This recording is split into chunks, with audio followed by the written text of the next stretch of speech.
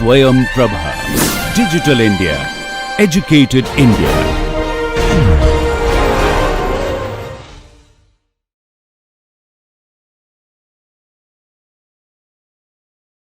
So here it is basically A1 E1 by L1 plus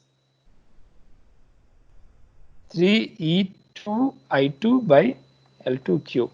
Anybody has any doubt now in this problem, how we approach this, whether from the equilibrium principle or whether from the series parallel connection?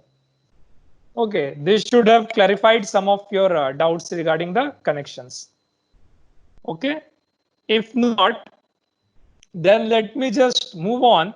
So we have set up our equation of motion as mu double dot plus cu dot plus ku is equal to p of t.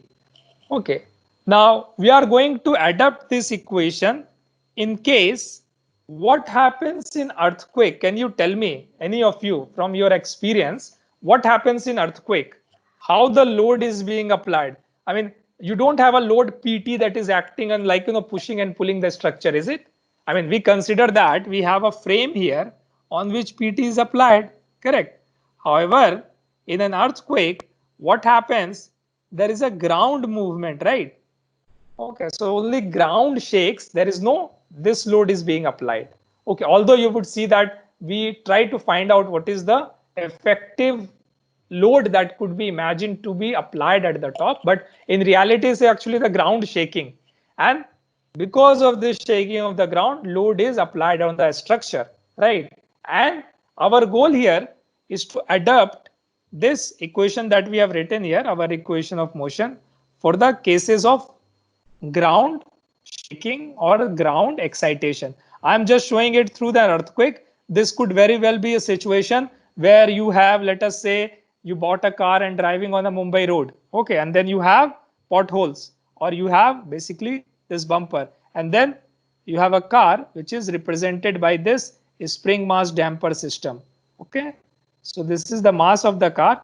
Okay, this is the vertical stiffness of your shock absorber, and this is the damping in your shock absorber. Okay, and this is the wheel. So as your car is moving horizontally and it goes over this bumper, it is going to apply a vertical force because of this ground excitation. Or you can say it is a ground excitation, but this is basically represented either a, let us say, a bumper, or it could be a pothole, or it could be a different type of ground or road undulations, let us say, okay, to represent the ground excitation. So as long as the force is being applied to the ground, I want to adapt this kind of equation, my equation of motion, for those scenarios. Okay, and let us see how do we do that. Don't worry about this problem. We're going to come back to this problem in the next chapter, and we are going to derive this. Right now, let us just focus on this earthquake problem, where the vibration is also horizontal and the response is also horizontal. Okay, not vertical, unlike this vehicle movement. Okay, so in that case, let me again draw the frame structure for you. Okay,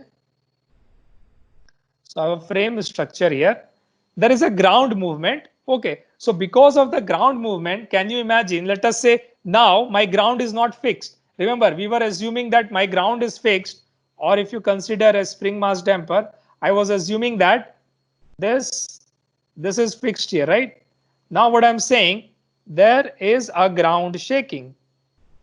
So my support, so my inertial frame is not the ground anymore. Okay, I hope that is clear. I'm going to have to consider an inertial or fixed reference, which is not the ground. Okay. Similarly, in this representation, basically this support here is moving. Okay. So now what I'm going to see, show you, due to ground movement, there would be some rigid movement of the structure from one place to other. Okay, that would be one component. And then there would be a deformation of the structure, the relative deformation in the structure. That would be the second component. So what I mean to say, now the deformation would have two components. Okay, because of, let me say, this is the ground displacement. Okay, and then there would be a structure deformation. There would be a structure deformation which would be from the new place, and it would look like something like this. Okay, So this is the u of t and this is ug of t. And this total displacement is, let me represent it by u total. Okay, so I have now three displacement. Okay, the relative displacement in the structure I represent it by u of t. This is relative displacement in the structure. Okay. And then I have ground displacement, which I'm representing it with UG. So this is ground displacement. Okay. So the total displacement of the mass with respect to a fixed frame of reference, not the ground anymore, but the fixed, I can represent the total displacement as U of t plus UG of t. All right. This is the total displacement of the mass. Okay. Now, if you consider the free body diagram of this mass, okay, so let me cut my structure here. Okay, in the displaced position, I have this. I would again have the force due to deformation in the spring or due to deformation in the frame, damper due to velocity in that frame. I'm going to represent as Ft. I have not shown you the damper here. Let me show you the damper here. Okay. And then there would be inertial force Fi due to acceleration in the mass. And of course, there is there is no PT here. Okay, so forget about PT. Okay, so I hope this representation is clear. So now I can write my equation of motion as Fi plus Fd plus Fs equal to 0. There is no PT anymore. Only thing is that now I have to find out what is my Fi, Fd and Fs. So what is my Fi here? The inertial force. Considering a fixed frame of reference, which is not the ground, can I say it would be mass times total acceleration, which is the sum of ground acceleration plus the acceleration relative to the structure of the mass, the base of the structure. Okay. And then I have to write down what is my spring force. Now, can you imagine there is no spring force generated in the structure due to rigid movement of the structure? So what I mean to say, when my structure moved from this point to this point as a rigid body, there was no internal deformation in the structure, right? So there was no spring force generated. Remember, spring force is due to deformation, not the displacement of the structure. If you take a spring in your hand and then you move both of your hand from one position to other position, there won't be any spring force generated. Correct. Only when you deform your hands with respect to each other, then there is a spring force generated. Okay. Same goes on for the damper, right? For a damper, there is no force generated due to relative movement, or there is no force generated due to rigid movement. Only with respect to, because remember, damping is in the structure we are considering.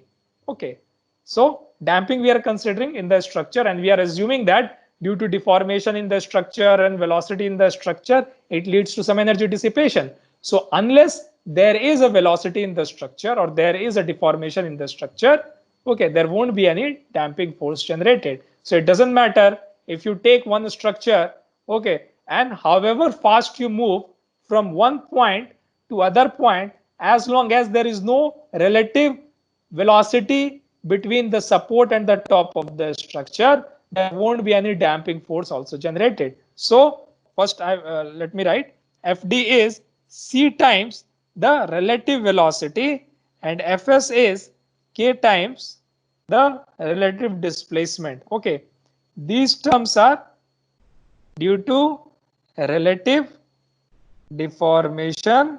However, if you consider acceleration, it is always absolute or total acceleration.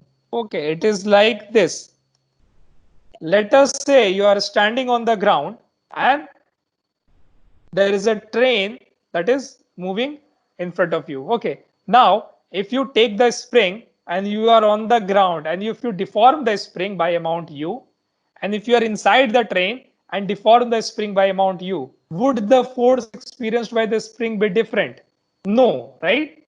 Similarly, if you take a damper and you move the piston with certain velocity if you are on the ground or if you are inside the train, again the damping force would also be the same as long as the deformation is same. However, let us say you are on the ground and you are running with an acceleration a1 and your train is running with the acceleration a2, right?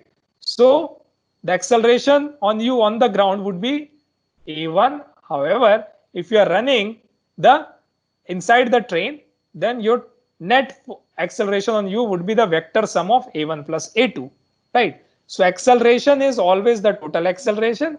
However, the deformation and the velocity are relative. So the forces in the structure due to stiffness force and the damping force are relative. Okay, so these are very important when you consider ground excitation or when you consider like road undulations or vibration problem, to consider what is relative, what is total.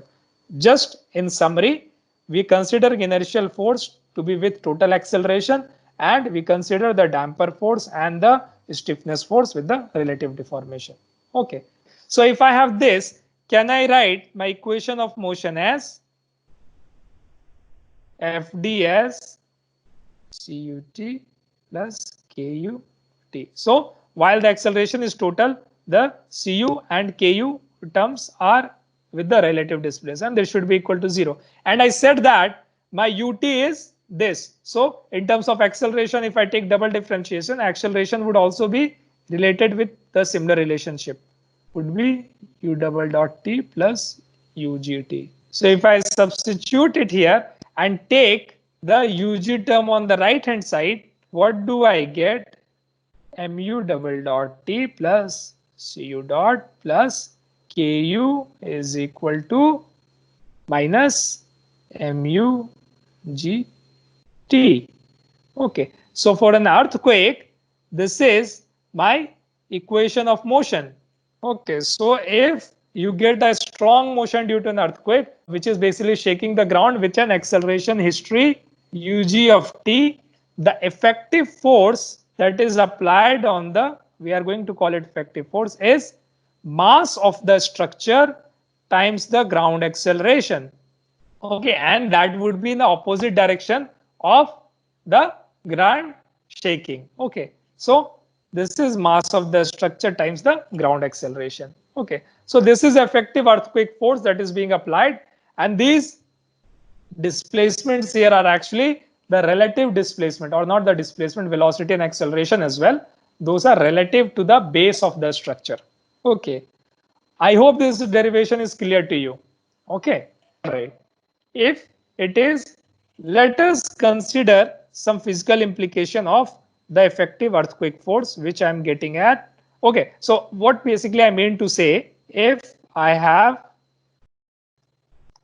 the frame in which ground is shaking, I can represent this as similar representation I have considered earlier. Only in this case, it would be P effective would be represented like this. Okay, so this also explains why heavier structure, I mean, if you consider, let us say, a wooden structure, a steel structure, or concrete structure, and assuming that a concrete structure is heavier than a steel structure, and both of these are heavier than a wooden structure, okay, which one do you think would experience the highest amount of earthquake force? Sir, heavier structure. Heavier Concrete. structure. Yeah, concrete structure. So if the concrete structure is heaviest, it is going to experience the largest amount of earthquake, and that's why, many of our village construction that are made of bamboos, many of the old construction, they actually perform much better during earthquake, than if you have heavier structure like concrete or like, steel structure. So because those are light structure, and the other reason is also because those are flexible structure. Okay, so flexibility part we are come back to later. But right now, from the mass perspective, if your structure is, let us say, less heavy, it is going to experience less earthquake force. And let us say, if you have like, very heavy mass situated at some place, okay, it is going to experience a lot of earthquake force. And one example, and that particularly led to a lot of damage during the Bhuj earthquake, was actually water tanks, overhead water tanks. So all the residential houses in our country, many of the private residential houses where we don't have supply water, they have what is called overhead tanks, where you store the water temporarily. Okay, from the, if it is like, let us say from the ground, or even if the supply water and the supply water is only for a limited time, we use overhead tank. Now, a overhead tank on the top of a structure, okay, it's a very heavy mass actually. A filled overhead tank. Typical weight of an overhead tank could be like 2000 kg, 3000 kg, like that, depending. One basically it comes in different capacity, 1000 liter syntax tank, or 2000 liter tank, or 3000 liter tanks. Okay, but what is I want to explain that these are very heavy mass. Okay, supported by, let us say, 4 concrete blocks here. Okay, what happens when the earthquake comes? Okay, when the earthquake comes, the maximum acceleration is at the ground. Okay, and because maximum acceleration is at the ground, it again gets amplified due to the structure. And at the top of the tank, we see lot of acceleration. And because this is a concentrated heavy mass, what do we actually see? That we have lot of force generated in this overhead tank, and due to this, these supports actually fail, leading to the failure of the top slab of the structure, and finally might lead to the collapse in some building. So one of the major cause of failure during the Gujarat earthquake, because the supports were not adequately designed and the top slabs were not adequately designed, and that led to a lot of failure. So that's why now we try to do, like, we try to put it, we might put it on rubber pads. We will see why that decreases the forces transmitted to the structure, but that is one way to overcome this problem. Okay, so just remember what is the effective earthquake force here due to ground shaking. All right, any of you has any doubt up to this point? Okay. So Dhanashri here. Yeah. Sir, I have one question. In yesterday's quiz, Yeah. you asked that relative displacement cannot be calculated using the we are considering the relative deformation, calculating force in spring and the damper, and the third choice was this inertial force, and the fourth one was the internal forces. So, internal forces, like we are considering in the equation of motion, or I got confused with the internal forces. No, we don't consider internal forces in the equation of motion, right? We don't Yeah, we consider don't that. consider. Yes, So, I yes. mean, if we don't consider, then that it won't come into play. So only 3 quantities. What are the 3 fundamental quantities? Those are mass, inertial Acceleration, force, and then damper damping. force, and the third one was the stiffness force. Okay, so in that respect only, out of these 3, you had to choose, and the relative Okay. would be only in damper force and the stiffness force, and Stiffness the force. inertial force would be the total acceleration. Okay, okay. Thank you, sir. Okay, so with that, this earthquake force representation, I would like to conclude the today's class. All right, thank you.